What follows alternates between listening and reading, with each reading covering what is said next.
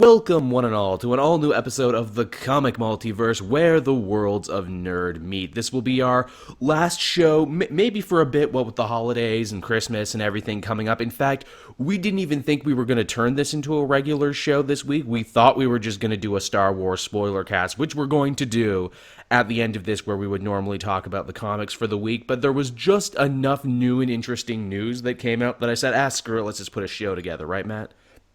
Yeah, we just decided to give something a little bit more for the people besides the spoiler cast. Also, hey, happy 40th episode, Matt, too. This is episode 40, I think. Wow. Yeah, man, we've been doing this for 40 episodes already. Ain't that some shit? And at least 5 different riffs. Yeah, that's pretty good. Yeah, geez, we've been consistent with this, Matt. We've been good and consistent with this. Yep. As I look back on the year that was, I know I've gone through different computers, I've taken vacations here and there, and yet even then, we've managed to turn in at least 40 episodes. That's pretty good. Yeah, that's pretty damn good. In fact, I was even looking back and trying to think, I'm like, how many episodes of Blood, Sweat did we do? I think we did like 124 of that show. Yeah, but as well, it wasn't really as consistent as we've been here. No, and I know you only came in during the latter days of that show. I was there from like episode 1. Yeah. You can still find that last episode too, episode 124, if people are so interested. But yeah, as I mentioned before, it's going to be a Star Wars themed episode. Matt and I have lots to say about that. So if you haven't seen the movie yet, be sure to listen to the first part of this show. Bookmark it and come back to it when you're done, because we will be spoiling the shit out of it when we eventually get to it. And speaking of Star Wars, our first piece of news here, Matt, is Star Wars related, and that is the Han Solo movie will be set to film this February. Yeah, I'm excited to see some set footage, some set pics, and taken from drones or someone hiding in a bush or something. Man, frickin' drones now are like the worst enemy of the Hollywood system for trying to keep secrets and shit. Yeah, they actually have a system now developed where they send up other drones to catch those drones. Drone fighter drones. Yeah, those drones have like nets or something, and they just like go over the other drone and catch it in the net. I'm sure I've mentioned this elsewhere, but have you seen what like the Netherlands police academy, what they've started doing now? What's that? There's training falcons to now take down drones. That's awesome.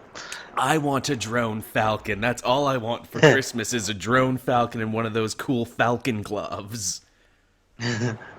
But yeah, Han Solo, I mean, this is going to be the adventures of young Han Solo. Beyond that, we don't really know what the story of this is going to be. Do you think they're going to go straight up origin with this? Like, how did he become captain of the Millennium Falcon? How did he meet Chewie?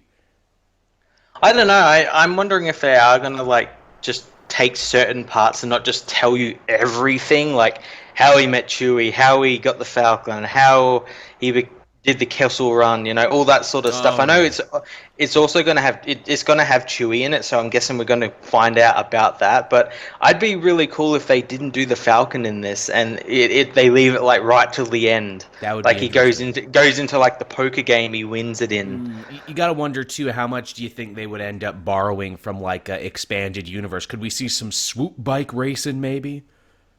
That'd be pretty cool, because I know in the expanded universe he was a pretty good swoop biker. Could we see... He was like a legendary racer. Yeah, could we possibly see like some other, like maybe bounty hunter characters? Could we see like Zuckuss and some of those other guys show up? That'd be pretty cool, because in the expanded universe, the reason Dengar wears the that Head like stuff. weird head stuff is because he got into a bike accident with Han. That's the thing, like Dengar, that's your villain right there, and there's a guy who we see later in continuity, so wouldn't that be cool? Hell, you could put Jabba in there if you really wanted. I imagine maybe Jabba might make an appearance. I would really hope so, and I mean, I hope, seeing as like, and again, we'll talk about it when we get into Rogue One. Rogue One definitely felt like more like a war movie. I would really like it if the Han Solo movie felt more like a crime movie. Yeah, that'd be really cool. I know they're like sort of saying that it's going to be sort of like a adventure western sort of thing with it. That'd be pretty cool. I would like that a whole lot. So definitely lots more Star Wars to look forward to in the future. And moving on from a galaxy far, far away to the town of Duckburg. Matt, are you a fan of the Ducktales? Did you watch the Ducktales growing up? I didn't watch it like every Religiously. week. I would saw a couple episodes here and there, but I'm familiar with it. It's definitely a cornerstone of the Disney afternoon. Well, what seems to be the hot new trend recently of like rebooting and rebranding classic cartoons. I mean, see Powerpuff Girls, see all those other shows that they brought back. They're bringing back DuckTales, and they made a big deal about it on social media that they announced the new voice cast for the show. And I gotta say, they got some of my favorite people in this. They got some pretty good voice actors. They got like a huge chunk of people from like Saturday Night Live. So they got like frickin' Bobby Moynihan and a piece of toast to voice. This is just a little Rick and Morty for you right there for those who didn't get it. They got Bobby Moynihan in there. They got one half of Garfunkel and Oates to be Webby, to where I'm like, okay, that's genius casting. That's really good. I really like her. She's on Steven Universe too. And then perhaps the biggest and most interesting and most superhero-related piece of casting, fucking David Tennant is going to be Scrooge McDuck. I know that when I saw that, I'm like, really? That's kind of weird. From Doctor But Who. but also really, really cool. It is. From Doctor Who to the Purple Man to Uncle fucking Scrooge. And I guess he can just talk normally as Uncle Scrooge because he is Scottish. He always changes it. Yep. Yeah. I'm a big fan of that, I got a role where I can finally be myself. Yeah, that's great. So yeah, I mean, don't be shocked if DuckTales becomes the new show to watch now because of David Tennant. Is it going to be traditional animation or CG? I think they're changing it around a little bit. I don't think it's going to be traditional, like hand-drawn animation, but it's going to be something like that. Okay. And don't be shocked if it's 11 minutes, because all cartoons now are 11 minutes for whatever reason. Yep. Although that's not a bad thing. Justice League Action's 11 minutes, and that show is charming. Yeah, that show's great. I guess we can officially talk about that now because the show actually aired. They had like the big first 4 episodes, Shazam, Slam, and many more that kind of set up the status quo for the show. And I gotta say, after some like being unsure about it, after looking at the artwork and everything, it's kind of great. I kind of love it.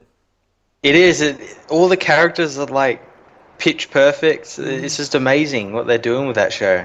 That's what good voice acting and good writing can get you. Did you know Paul Dini is involved in this? Yes, I did. Which makes sense because, oh my god, in just the first handful of episodes, they make so many goddamn references to Batman the Animated Series. It's amazing. Yeah, like the Blue Beetle and Batman episode. That was a great episode. Oh, that was perfect. That one put a smile on my heart. That was like a Christmas miracle, and I loved it to death. And even in like one of the newer ones where it's the team and Cyborg, who ironically is still voiced by Carrie Payton, who is also Cyborg in the old Teen Titans show and in Teen Titans Go, and he's on this. He's fighting Toyman, who's voiced by Ken Jeong, which is amazing casting in and of itself. Yeah, that's great. That's great. And they make the heroes do like an Injustice-style fighting game, and Cyborg picks Batman, and Batman's entrance music is just a remix of the Batman the Animated Series theme. Yeah, that's great. And his opening taunt is, "I am vengeance, I am the night, I am Batman." It's funny, but unlike Teen Titans Go, it's like you can be older than 6 and appreciate it. Yeah, it's not that kid humor. The humor comes from character, not from wackiness. Yeah, they don't force characters who aren't humorless to be humorous. I would say too, it's even a bit more serious than something like Batman Brave and the Bold, I would say. Yeah, a little bit. Where Brave and the Bold was just like straight, slapstick, let's just do 60s Silver Age Batman stories. This one, there actually are stakes and there are feelings of danger and everything. And they actually do pull in some good villains. I mean, we got Black Adam, we got Grundy, we got Lobo, we got all sorts of stuff in there. Yeah, the pool of villains that we've been getting is so good. Really good pool of villains. Really, really good. I can't actually wait to see where the show goes with it. Yeah. Mark Hamill is Swamp Thing, and that makes me happy. I know. I didn't actually pick it up until I saw his name in the credits. I'm like, holy shit, that was Mark Hamill. Mark Hamill is Swamp Thing, which is funny because he's Swamp Thing and he's the Joker. And you have an episode where Swamp Thing fights Solomon Grundy, and Mark Hamill was the voice of Solomon Grundy in Justice League, but he's not here. And then they have another great one where, like, Batman goes up against Booster Gold, but Booster Gold is voiced by the guy who did the voice of Batman in Batman Brave and the Bold. So it's like everyone just moved their scripts one to the side, like, okay, you'll be this character now. I could gush about Justice League action all day, but you know that's a little taste of Cape TV here in the comic multiverse. It's a good show. You'll like it. Yeah. And from the DC side of things to the Marvel side of things, hey Matt, you know that Deadpool fella? Yeah, kinda. He's somewhat popular. He had a little independent movie you may have heard of once or twice.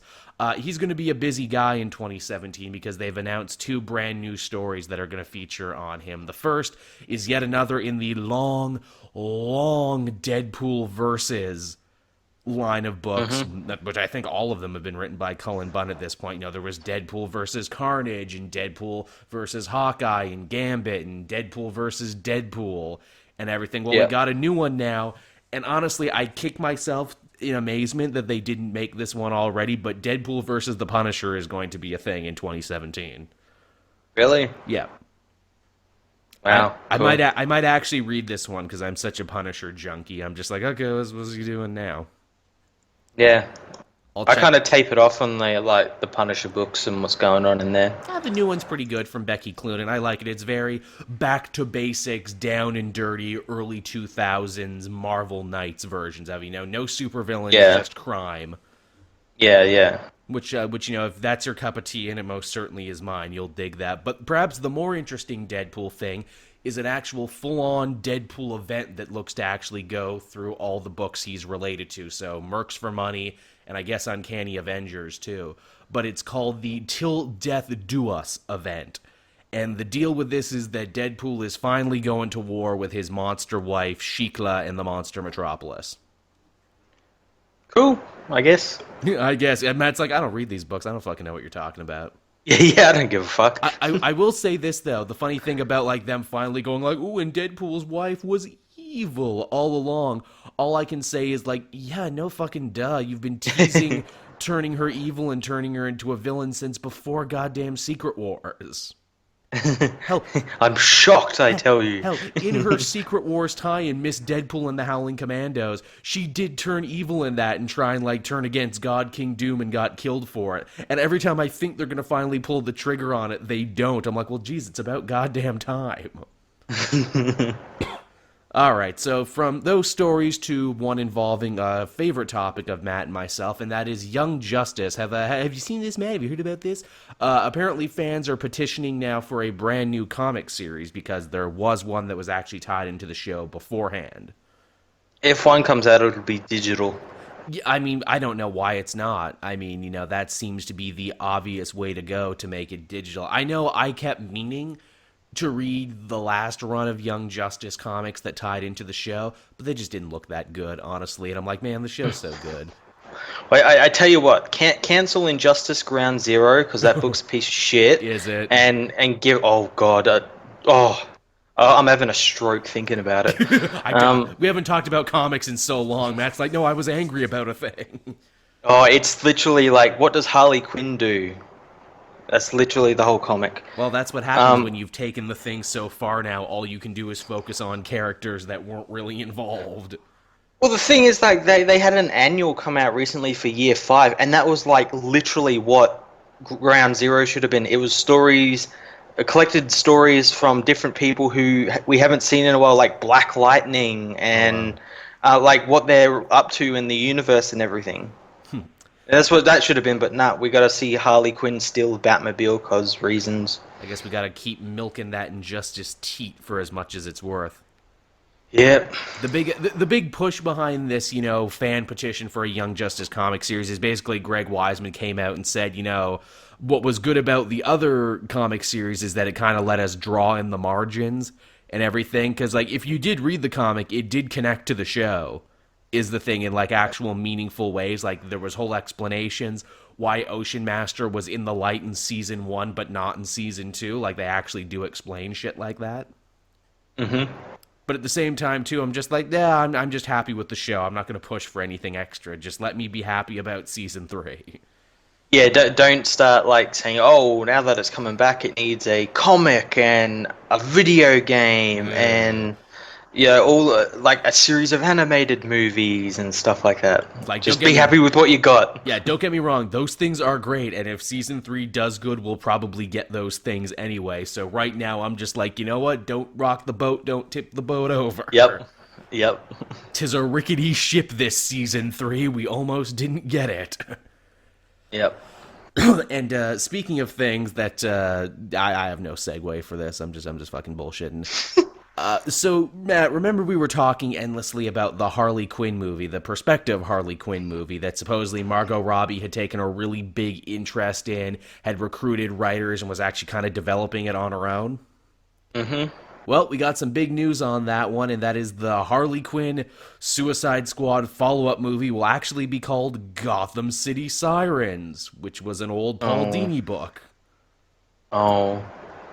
In fact, you gotta love the disconnect between the movie people and the comic people. Because, like, when that news came out, if you follow Paul Dini on Twitter, and really you should, he figured it out just as, like, everyone else did. He's like, next one's gonna be called Gotham City Sirens. Awesome. Bet I'm not gonna see a penny from this, alright? Yeah. And then it also just goes to show how, like, well connected those sources are. Like, obviously don't talk with comics or anything about them. So yeah, I think the name is kind of adorable because the story, as far as I know, it is that, you know, when Margot Robbie was getting in character for the Harley Quinn movie, they gave her like a big stack of Harley comics, like the essential Harley Quinn books to read, which obviously Gotham City Sirens would be in there. And I kind of like this idea of Margot Robbie being like, "Ooh, I like this one. This is a fun book," because it is a fun book because it's Paul Dini and it's really good. And she's like, "I want to make this. Let's make this one next." And because DC and Warner Brothers are like, "We don't know what we're doing. Sure, let's do that. Let's make that one." Hey, she knows what she's doing. Let's let her make a movie. Yeah, she's the character. She knows what she's doing. Let's just do it. And when people are asking, like, well, where does this fit in the greater DC cinematic pantheon? You had all these movies lined up. Now you're making a Batman one, and now you're making Gotham City. So it's like you're just making these up as you go along. Yeah, well, like, as I said on Twitter, you know, Green Lantern's definitely not going to be made now. Shazam, nothing's fucking happening with that. But Flash probably isn't going to be happening because that doesn't have a director at the moment. And, you know, all these movies that they say, Cyborg, you know, they're not all happening. I can't blame them for wanting to do a follow-up Harley Quinn movie. As I've said a million times before, I'm sure she sold more in merchandise than the Suicide Squad movie actually made. And that's why they're making it, for the money. They're not making it because the character's interesting or anything like that. They're just doing it for the money. Well, I mean, because remember when Suicide Squad came out, it, like, no one fucking liked it. And it still made a bunch of money somehow, and that's all they saw. I mean, you know, where am I going with this? I think I would be more interested in this if I didn't feel they kind of completely missed the point of the Harley Quinn character, and they kind of fetishized and romanticized the abusive relationships he's in with the Joker. And I'm like, oh, if this is what you did to her, I don't want to see what you might do to Poison Ivy and Catwoman. And mark my words right now, this is me putting money on the table. When we do see Catwoman and Poison Ivy, if they're in the movie, and I think they will be, because, you know, that was part of the reason that Robbie wanted to do this, to see more female super characters, they too will be Hot Topic-sized. Oh yeah, definitely. I've seen people saying that, like, Catwoman's gonna have meow tattooed on her forehead. And there you go. The Poison Ivy, like the plants she has over her arms, will be tattoos. Because remember, David A. is directing this. Of course, which is weird in and of itself, isn't it? It's like, well, dude, it seemed like they kind of took your movie and chopped it into pieces. Why are you coming back to this? Well, the thing is that I don't get is, like, every movie he's done that's featured women, they've all been like crack whores and prostitutes and whatnot. So, like, what makes him the right person for this movie? And that being said, I like his movies. They're usually, you know, LA gangster pictures and everything. Yeah. Where no one's ever very nice. So it's like, okay, well, they don't have to be role models because they're not nice. I mean, the one I always keep coming back to is Street Kings. there with Keanu Reeves, which like in the first 10 minutes of that movie, Keanu Reeves like wakes up in his own vomit, does drugs, drinks a Mickey of vodka, and then is really racist to two Korean guys before shooting a bunch of them. Yeah. Again, I'm not a good guy, but even still, it's like, maybe they should have something redeeming about them, just maybe. Maybe. Don't know if they will though. So. And again, I wonder, because, like Gotham City Sirens was like a big, long run and everything. I wonder what stories they're going to pull on from this, if any, if they just didn't take the name. Did any involve Batman? Yeah. Actually, well, the last one, actually. They'll pull those ones then. The last one actually figured quite prominently, where it was basically the Sirens, Harley Quinn, Catwoman, and Poison Ivy, trying to get one up on the men in their lives, which, of course, Joker, the Batman, and I forget who Poison Ivy's one was. Yeah. So I wouldn't be surprised if that's the one they pulled from. I keep pitching, and I stand by this, what I would love to see if I did this one. I want like a Thelma and Louise type story with these three characters, like a road trip movie where they gotta like get out of Gotham because they pissed off somebody, and they got the cops chasing them, and they got Batman chasing them, and the Joker chased them, and it's all very chaotic. That's how I would do it. Yeah, that'd be a really cool movie, but something tells me it probably won't be like that. You also gotta love, or the trailers will make it seem like that, right, but it won't be anything like that. Yeah, I wonder, will they actually let Ayer edit this one, or will they give this one back to the trailer park company? Well, that's the thing. Like, you won't even know because he'll say the one that's out in the cinemas is his copy, like he did with Suicide Squad, and it clearly wasn't. He's a good company man, that Ayer. It's I gotta wonder with him coming back. Either they paid him way more, which made him swallow his pride and do it, even though as an artist they absolutely chopped up his work. They either had him under contract where they're like, oh yeah, Suicide Squad, it'll be big. You'll do 3-4 sequels easy. And they're like, ooh, did we say 3-4 sequels easy? What we meant was we'll do this now. Or, and this is the nicer one, Robbie really liked working with him and said, look, I want to make this movie, but I want Ayer to work with it with me. Yeah, and if you don't let me, I'll walk or something. Yeah, I think the last one is probably the most realistic and probably the nicest one. So there you go. And maybe she's like, look, they need us for this project, so maybe hopefully they'll give you more creative control on this one. Yeah. Also, like, because this movie, I guess it's going to probably be fast-tracked or something. It again throws off that whole list they had with Justice League and Justice League 2 and everything, and now we've got Batman that Affleck can't seem to figure out if it's going to be coming in the spring, but they don't even have a script for it yet, and it's really weird what they're doing. It is, where it's like, yeah, we got this whole series, you'll see the team first and then you'll get focus pieces. But these ones did good, and so we're going to reactionarily be like, okay, well, now you're getting Batman and Gotham City Sirens. Yeah, all their films so far has been reactions. It's true. As sad as it is to say, it's true.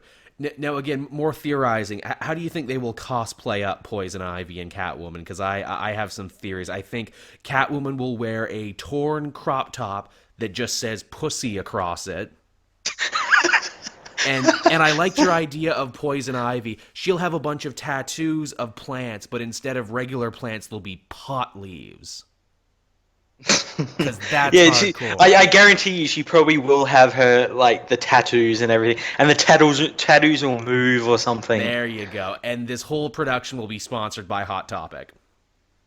Yep. You want to know who's really excited for Gotham City Sirens? Your local Hot Topic manager is excited for it. He's fucking stoked.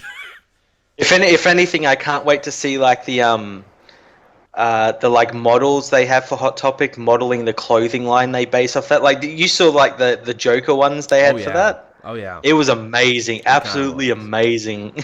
It was, where it's like, this is more than just a movie now. It's a brand. It's a movement. So, at least in that regard, it will probably be really, really interesting. I wonder who they'll get for the music video for this one. Will they get, what's his face? Who is the guy?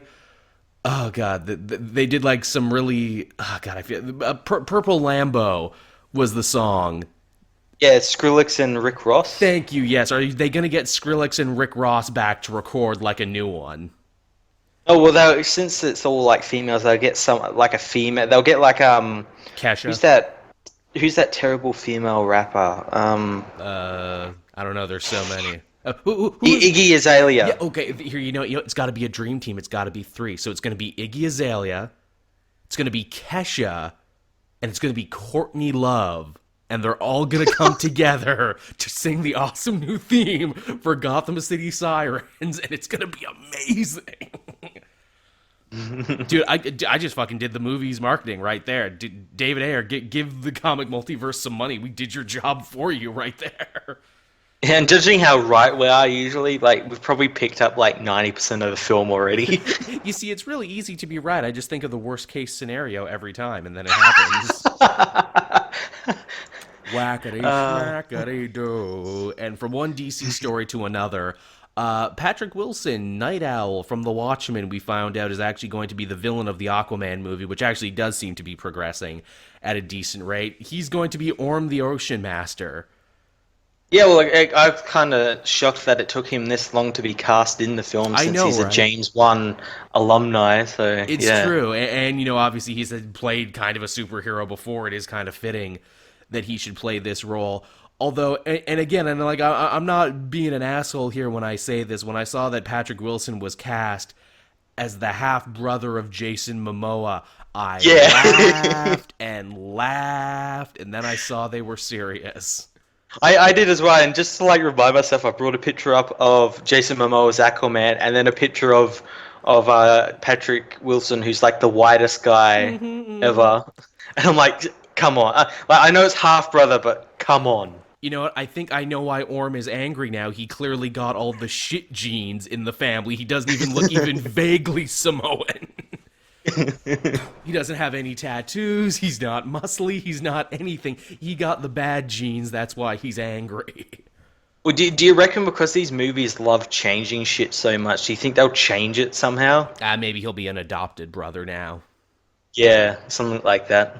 No, I hope they do stick with half brothers. I hope they just bold-facedly go, yes, this is my half brother. Don't you see the family resemblance? No. Also, too, I wonder in Aquaman's new origin, what is the Samoan side of his family? Because technically Aquaman is half human, too. Is his father Samoan, or is his Aqua family Samoan? I wonder. Yeah, are Atlanteans Samoan? What's going on? I don't know. Yeah. Even though it doesn't make any sense at all with the placement of Atlantis and like what Atlantis actually is, but okay. You see, you called his father Tom Curry, but his real name was Tom Anawahi, you see. And then he can tie it in with that Moana movie. Oh god. Did you see Moana yet? I haven't seen it, no. It's not bad. I'll tell you what, it's no Zootopia, which I think was by far the best one Disney did this year, but it's alright. They got at least 2 really good songs in there. That's cool. Jeremy Clement, one of the dudes from Flight of the Conchords, he plays like a really glam crab in the thing, and he has what is essentially the villain song of the movie, and it's really good.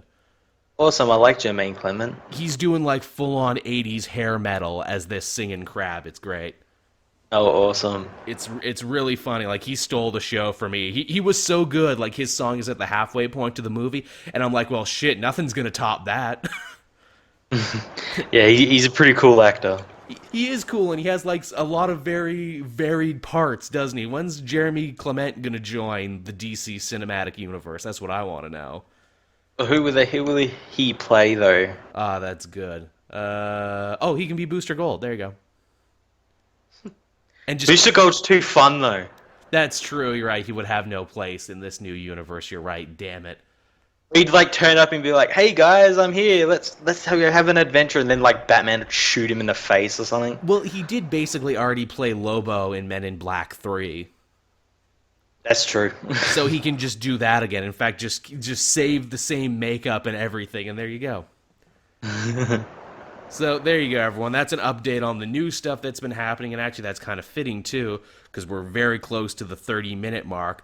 From here, we will transition on over into the Star Wars story, Rogue One spoiler cast. So if you've seen the movie, feel free to stick around. If you haven't, again, be sure to save this one for later and come back. And with that, I will turn things over to the biggest Star Wars fan I know, Matt. How did you feel about the movie?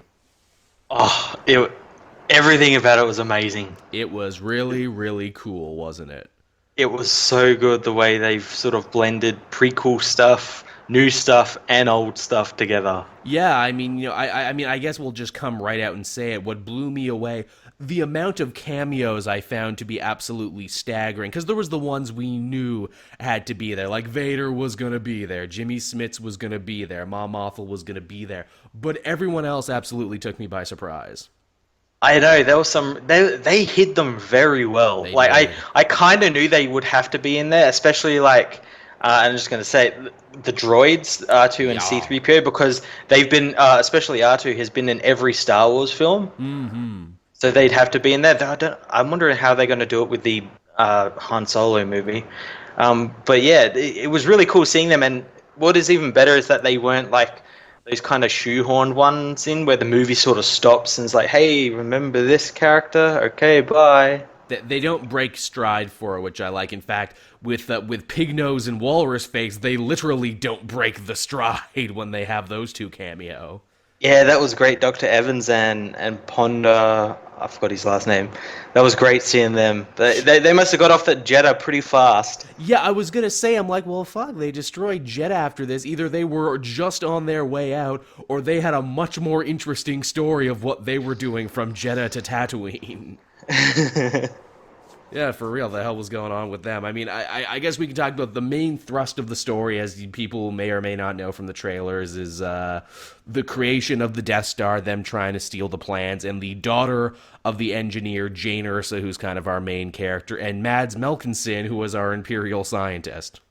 Yeah, he had a lot bigger role than I thought he would. He did. I thought he was going to die in the beginning, and that would be the end of it.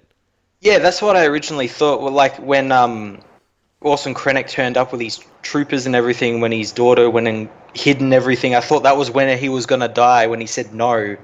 And yeah, I was surprised that he actually had a big chunk of the movie and didn't die until about three-fourths of the way through, really. That opening scene, I don't know if you felt this, I totally felt this. That was so Inglourious Bastards, wasn't it? Oh yeah. Like coming up to like the homestead and is the family here and whatnot. Yeah, the daughter hiding underground while the evil Nazis talk shit. Yeah, that was a great scene as well. And I actually liked that they didn't do a crawl either, and it just cut to the movie. Shocking. I know a lot of people in my theater gasped. They're like, where's the crawl, though? Yeah, it was really great. And they did have a title screen, though, which was really interesting as well. Because this isn't part of the Star Wars saga. This is a story. This is different. It doesn't get a crawl. It's not an episode. Yeah, and that's a great way to separate them as well, and tell people that they're different. They're still in the same universe, but they're not related to the Skywalker story. Yeah, I mean that's kind of what Rogue One was in general. It was kind of an experiment testing the waters of being like, will fans accept and come out in droves for a Star Wars story that's not the continuation of the Jedi Sith Skywalker family tale? I wonder. Oh, and people are seemingly saying, yes, we will. Yeah. I mean, again, they released this in the perfect time, frickin' Christmas. It has zero competition, and it's still Star Wars, the biggest goddamn media thing ever. Oh, yeah.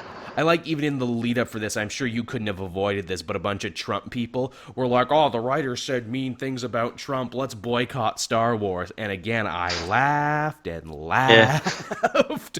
And the thing is, he didn't even say mean things about Trump. He said like the Empire is like a xenophobic organization, and it kind of is, or it was in the old universe. And I'm like, you took that as something against Trump. What does that say? Says more about you than anything. That's basically like they're saying, why do the racists always have to be villains in every movie? Yeah, why can't we have a racist hero? Because they're bad. Did you think about that? When will Star Wars finally tell the story of the racists? Although, ironically, as we sit and talk about this, Ursa, is she like our first ever like Imperial lead? Because she was raised by Imperials, has a British accent like the rest of the Imperials, but is actually a good guy. I don't know. Like, I wouldn't consider her being raised by the Imperials. She was like raised by her father and mother, who kind of weren't Imperials. They were kind of just doing work for them and forcefully doing work. And then she was raised by Saw Gerrera Well, and they were everything. having drinks with the dude, and they were wearing their Imperial clothes. They seemed like they were sipping the Empire Well, Kool-Aid for a little I bit. I think that scene actually takes place before the Empire, though. I think that's Oh. like tail end of the Clone Wars, because that scene takes place on Coruscant. Oh shit, yeah, I guess so. Huh, I'll be. See, this is why Yeah. I'm glad you're here to have this conversation with me, Matt, because you know what's up. I mean, we get Cassian, our male lead of the movie, who they were really, it seemed, with him trying to fix a lot of fan complaints about what they did with Han Solo, what with the special editions and everything, because this dude most definitely shoots motherfuckers first. Oh yeah, he's got a quick drawer on him. He does. I like the first scene we meet him in. He kills a dude who's lagging behind, and I'm like, all right, this is the level of scumbaggery we're dealing with now for the rest of the movie. Yeah, and it was something that I really liked, that we see the Empire do horrible shit all the time, and we see the rebels obviously as like this force against them and everything, but they as well do horrible shit as well. Like, he kills his informant because the guy won't be able to keep up with him or anything, and he just kills people willy nilly and whatnot. His whole mission is basically to assassinate Galen Erso. This is like maybe the first Star Wars movie where the emphasis has really been on the war and the ugliness of it, where in every other one it was like Flash Gordon's approach to war. It was the World War II serials approach to war, where hey, war is glorious, and and the good guys always win, and hoorah, and go get 'em, troops. This one's like, no, it's actually pretty fucked up, and there's good and bad people on both sides, and in some cases, like Mads Mikkelsen's character, you get browbeaten and strong-armed into doing the wrong thing. Yeah, definitely. I'm really glad that they sort of touched on that. And yeah, as you said, like the old Star Wars films kind of glorified war a little bit, with the good guys winning, the little guy always winning against the big faceless organization and whatnot. Well, hell, even Luke in that first movie, when can I go join my friends in the rebellion? Like, he thought it was cool. Like, he thought it would be Yeah. awesome. Like, it would be summer vacation. Only to be like, dude, that you're like in for a lifetime of PTSD and probably death if you didn't find out you were a Jedi. Yeah, exactly.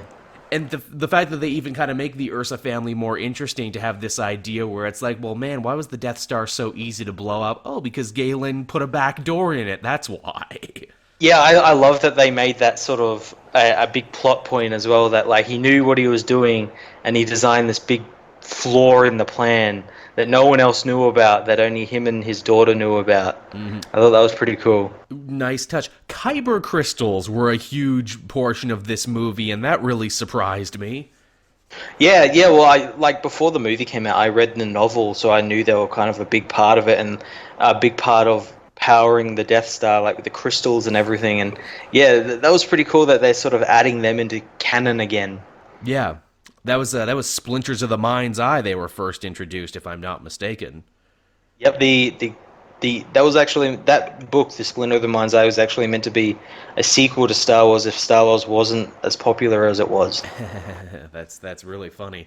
We get to see, like, again, there's so many characters introduced here. Like, I would say there's probably more characters per capita than anything. I mean, I think we can agree that the one who stole the show for everyone was Alan Tudyk's reprogrammed Imperial droid. Oh my god, he was so good. K2SO is such a good character.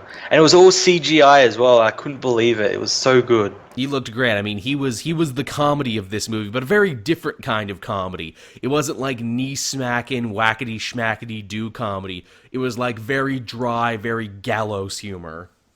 Yeah, like made humor, like a droid humor, like it's manufactured and everything. Yeah.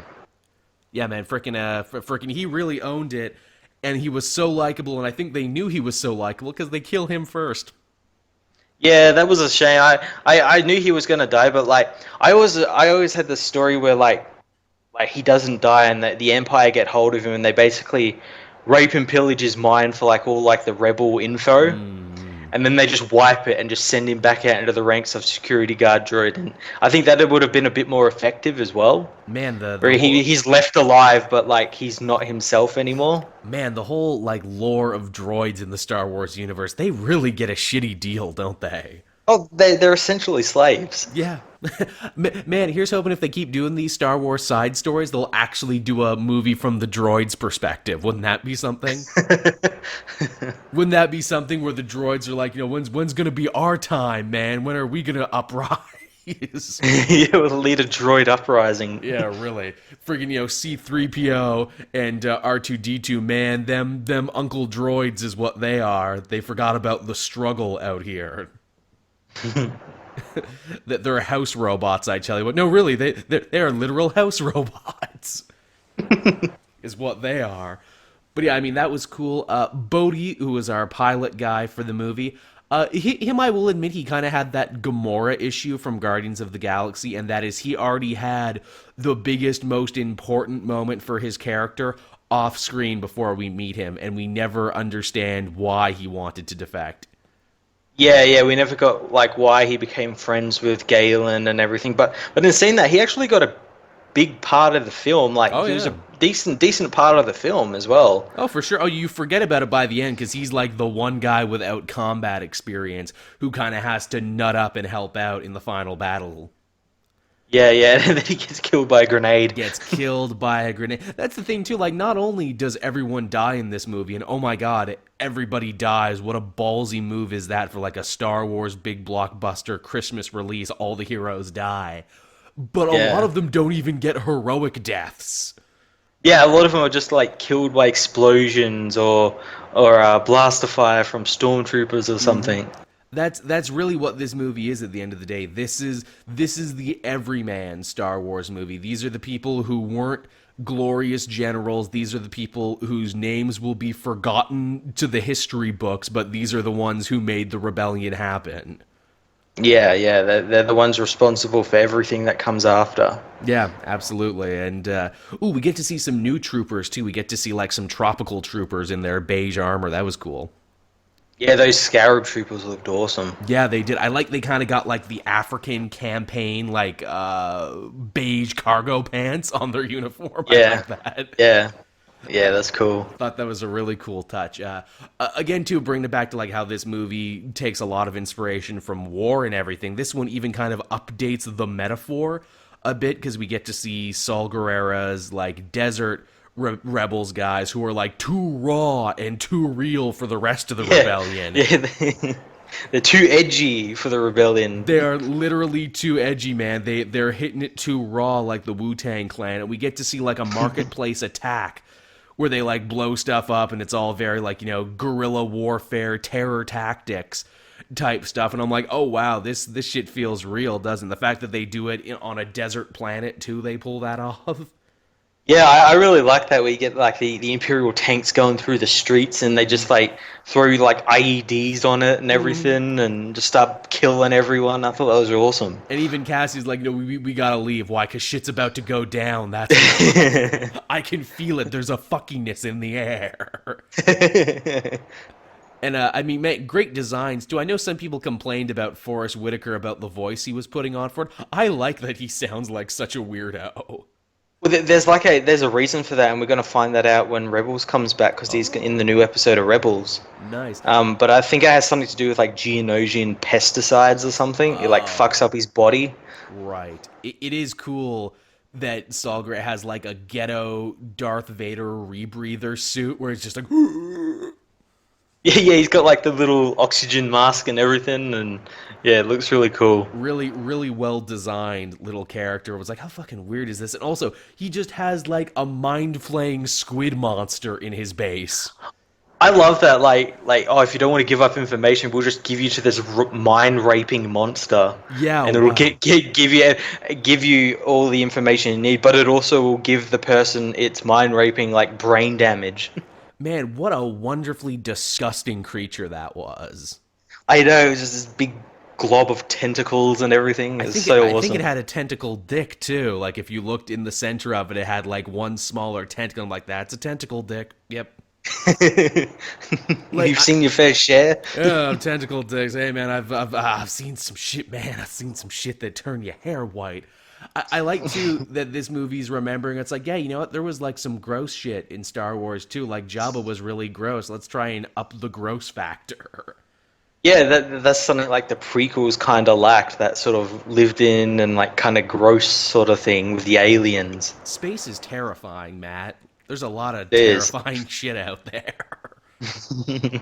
I like too that there was a lot of great creatures on this. There was Soul second in command, who was like a really creepy grasshopper man, Yeah, with like the tubes and everything. That was a really cool design. and then there was all the other like alien members of the rebellion, which I'm glad they really stressed that in this one, where it's like, hey, look what a great rainbow coalition the rebellion is. Made up of aliens and women and all these other things and robots.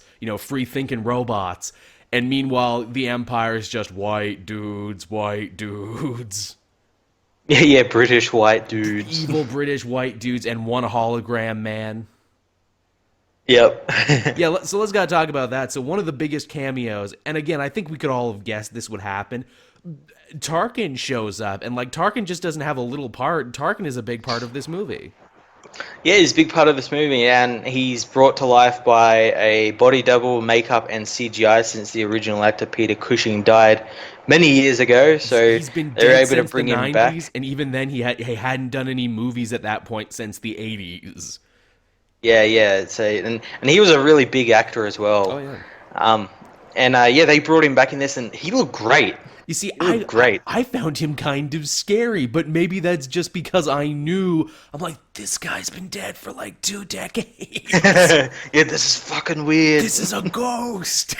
You are angering the spirits with your computers. Let the soul of Peter Cushing rest in peace.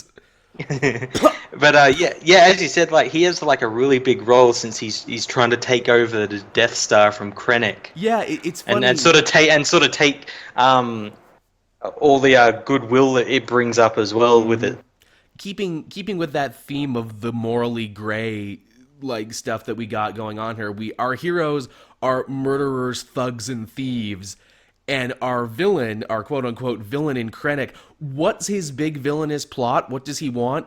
He just wants to take Power. credit. Well, but like my thing was like, dude, he just wants credit for the hard work he did, and no one at his job is giving him any respect or any Yeah, everyone credit. keeps stepping on him. Yeah, I'm like, Jesus Christ, your movie, you're almost making me feel sympathy for the space Nazi over here. Because I'm like, yeah, man, Oh, I don't get credit at my work either. I also like with Krennic that they let Ben Mendelsohn keep his Australian accent as well. Yeah, that was fun. That was great hearing it. A space Australian. What part of the Empire are you from? The southern half? Yeah? Yeah, the southern hemisphere of Coruscant. G'day, Emperor. And also, too, speaking of the Empire, of course, Vader shows up in this, and Vader actually even has a more sizable part than I thought he did. Actually, answer this question for me, Matt, because this has been bugging the shit out of me. Me and the person I went to go see the movie with. When Krennic goes to visit Vader, what planet is that? Because they never tell you what planet that is. That's Mustafar. Okay, see, my buddy said Mustafar, and I'm like, is it Mustafar? Why would Vader set up on Mustafar when he killed all the fish people? Yeah, no, that's Mustafar. The guy who runs like the Lucasfilm story group confirmed it, and also that was the place where at the end of season 1 of Rebels or season 2 of Rebels, where the Inquisitor was going to be taking Kanan. Right. Okay. You know, at the end of one of the seasons where they have that big space battle. Yes. Above Mustafar. Yeah, that's where they were going to take him. Oh, okay, so is that just like Vader's crash pad, basically? Yeah, it's actually something that was in an original draft of Empire Strikes Back. He had like this castle on like a lava lake. Right. And Okay. they've recreated that for this, which is really cool. Yeah, he's basically got the Vader cave on there. No, Vader. We get to see him in the tube too. I thought that was a nice shot. Him inside the tube.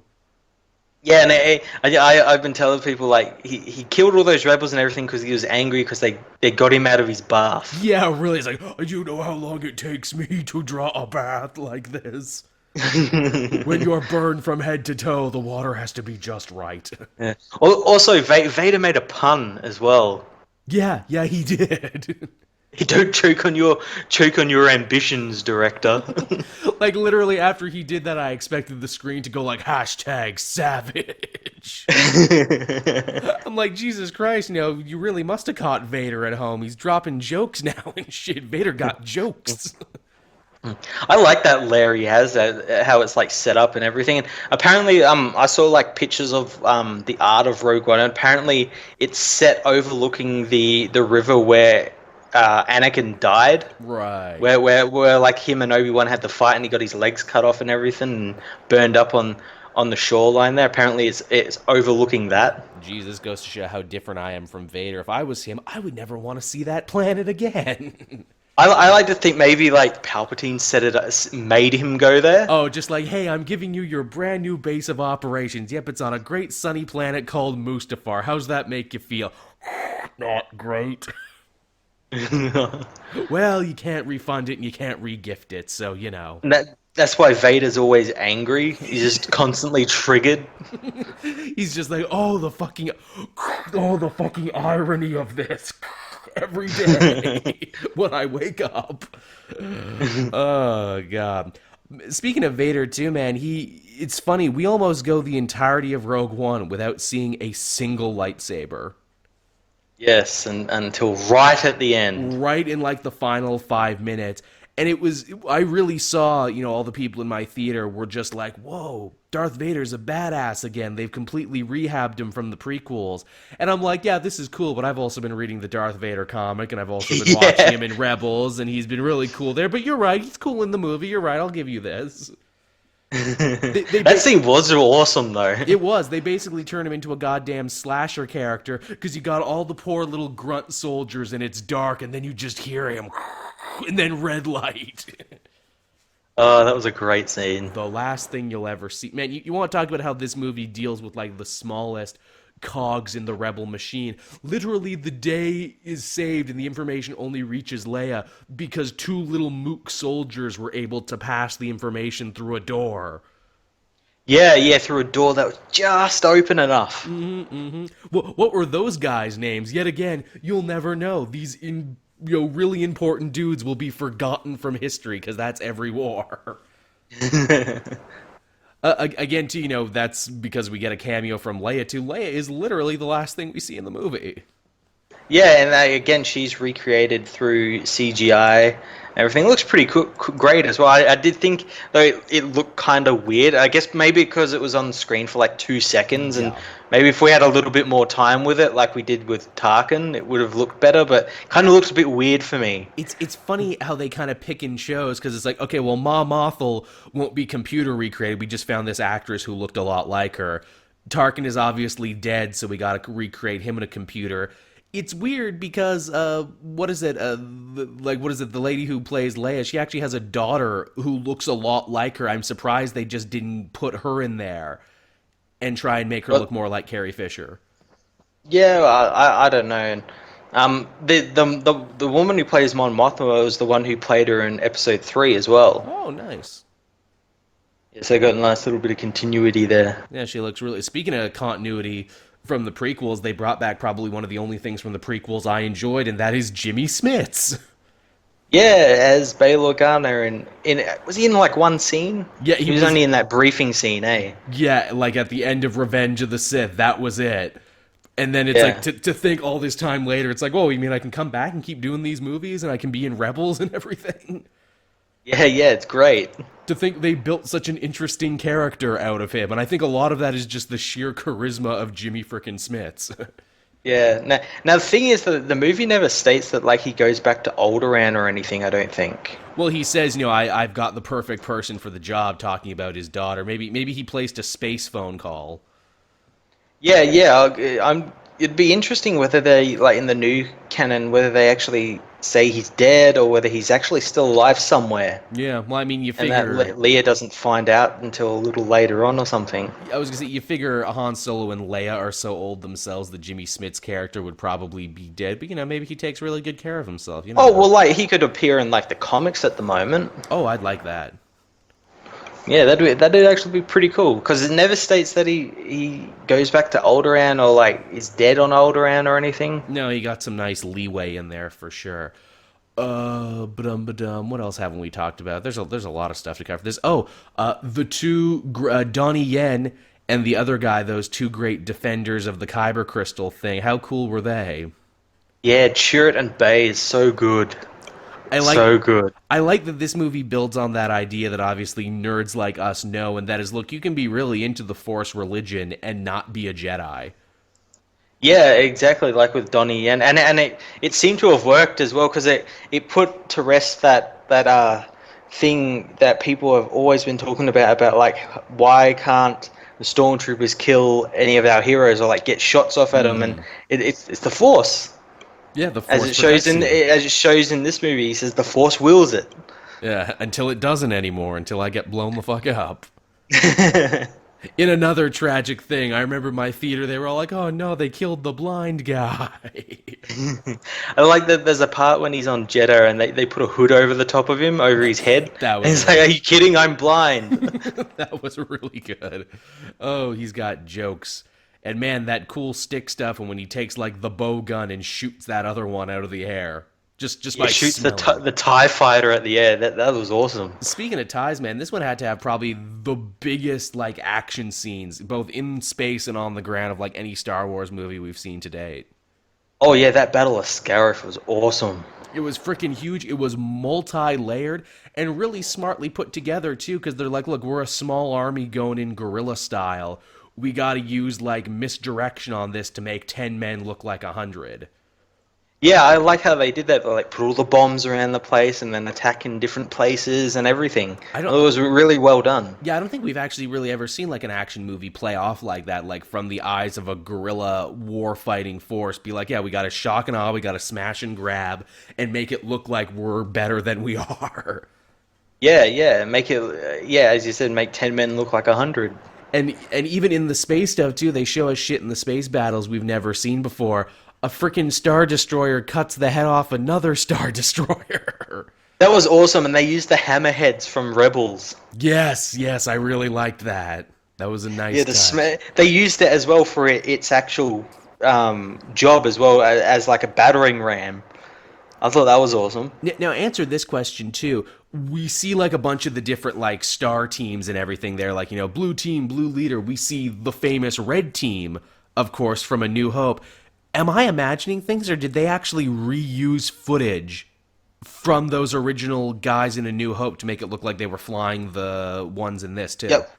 Okay. Yeah, Red Leader and Gold Leader, they used unused footage from episode 4, but also I think they actually got the two guys back. Oh, they're I know still one of alive. them died in like March this year, but I think they got him back before all that happened and recreated some stuff. That's really cool. That's really awesome. And it's funny, now I knew it was awesome because all of a sudden they had like 70s facial hair, and I'm like, wait, what?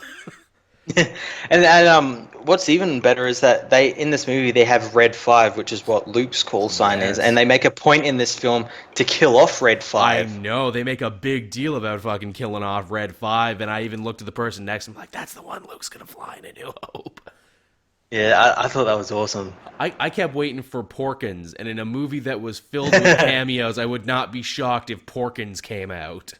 Porkins. In fact, if I wrote the movie, I'd be like, no, Porkins was an instrumental hero that day on the Battle of Scarif. He shot down like 20 enemy TIEs. Porkins was the best of us. Yeah. And also in that battle, we got like rebel references. We saw the ghost Yeah. flying around, and that's definitely the ghost because earlier on we see it again parked on Yavin 4. We see Chopper Oh, do we rolling really? I around. missed that. Yeah, he was like in the background for like a second. You see him in the background.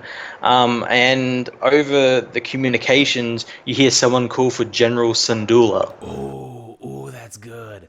Wouldn't it be awesome, Matt? And I see no reason why this wouldn't be the case because the show is popular. If Rebels went on for 2 more seasons, and we actually got to see the Battle of Scarif from the point of view of the cast of Rebels, now that they're implying that they were there.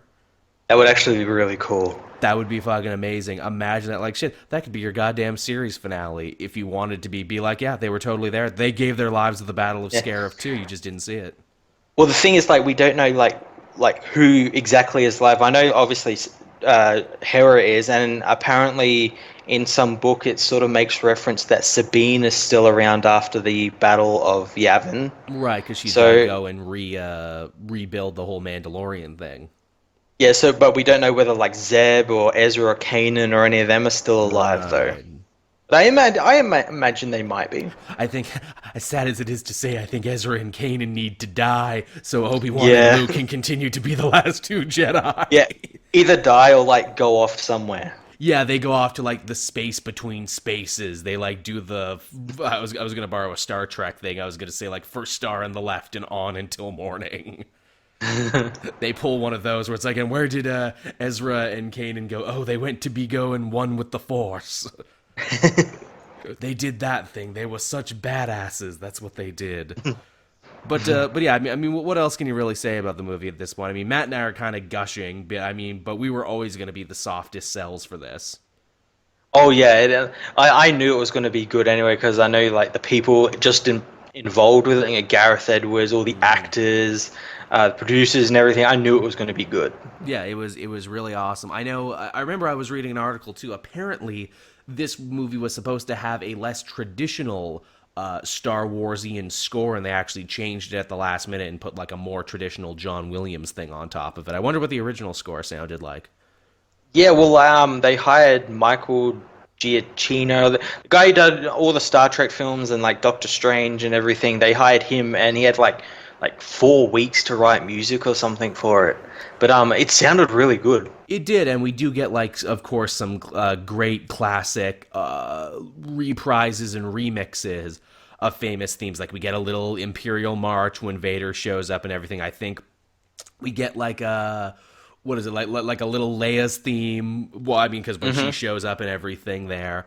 But we get like, some different references here and there. Even some shots, like what early on in the movie when they're leaving Yavin 4, it's the exact shot of when they get there to Yavin 4 in the first movie, just played in reverse because the dude's moving the little light tower.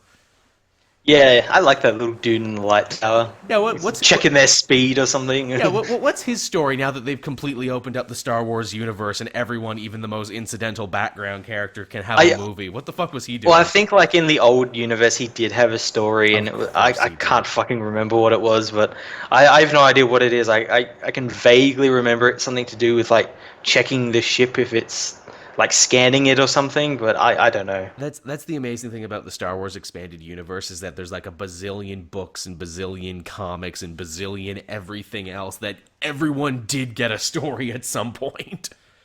Yeah. So yeah, I mean, closing thoughts on this one, Matt. I really liked the Rogue One. You should all go see the Rogue One. It's Christmas. What the fuck else do you have to do? Yeah, definitely go see it. It was great. I'm going to go see it again tonight. Nice. Good job. It's a fun movie. I bet this one would be really awesome on like a home theater system with surround sound and everything for those big fight scenes. Oh yeah. It was really cool. And again, I am endlessly amazed that they're just like, no, everybody dies at the end. Yeah, that was great. And it was really kind of, you knew they were going to die, but it was still really sad. Yeah, it was sad. You know, it's a perfect example of like how much can we make you like these characters within the span of 2 hours and make you really bummed when they die. I like when Tarkin ordered the Death Star to fire on Scarif, and and they fire it, and it like takes the top of the tower out where Krennic was. Yeah, like fire at that tower, kill Krennic. Yeah, man, he just could not catch a break. Krennic, he was bad luck Krennic through this whole goddamn movie. Gets shot in the back, man. Just can't do fucking anything right. Yeah. That dude, he is the freaking droopy dog of Imperials. I mean, I guess moving forward now, we know we're getting Han. We know we're getting another, in the main series, we're getting another episode of Star Wars. Where would you like to see these movies go next, Matt? Because I imagine you have way more of a theory on this than I. What aspect inside of the Star Wars universe would you like to see them devote a movie to next? Um, I wouldn't mind seeing like a so we've had like the Rebel version. I wouldn't mind seeing like an Empire version where we have like an Imperial Special Forces team or something infiltrate Rebel bases or something. Oh yeah, they did some really good stuff in like the whatchamacallit, what's the one I really like? The Star Wars comics I like. It was written by the same guy who did Suicide Squad. It was Star Wars Legacy. Star Wars Legacy. They did a really awesome story arc where you hang out with like a group of elite troopers, and these are just guys trying to survive the war. And again, there's humans and alien troopers, and you get to hang out right with them, and you get to understand what makes them tick. You understand they don't really like the Empire, but because of geography, they really didn't have a choice. And you kind of see them get bullied by their superiors, and you kind of see them be scared to death of Sith and everything. Yeah, I'd like to see that as well. Like just to show that like it's not just mindless people behind those helmets, and it's actual people. Yeah, make Band of Brothers, but with stormtroopers. Yeah, exactly. And like the Clone Wars have done stuff like that. So yeah, just do like one for the Imperials. Yeah, and actually have a story being like, back in the day we used to all be clones, but eventually people started getting conscripted and everything. There's not nearly as many clones as they used to be. Yeah, yeah. I think that would be a really cool story. And you could make that really emotional too, because you could like have one of those troopers just totally snap under the pressure of being like, oh my god, they treat us like we're expendable. They kill us by the millions. They just keep sending us in. They don't care. Yeah, and I'd even like to push it so far as to like still go along with this with like Rogue One, how it painted the rebels as well, and like say like, well, I don't want to join the rebels because they're not much better either. Yeah, I'll just leave the war entirely. Yeah, have them feel like totally, completely stuck, where it's like, look, it doesn't matter what side I back, I'm going to be dying on some alien rock for somebody. Yeah, yeah.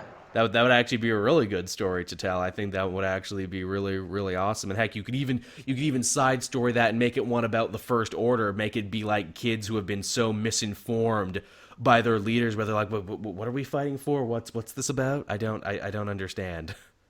Yeah, that'd be really cool. Especially with what we've seen with Finn, because it's like clearly they can defect, and also clearly these First Order guys are putting some level of brainwashing into them.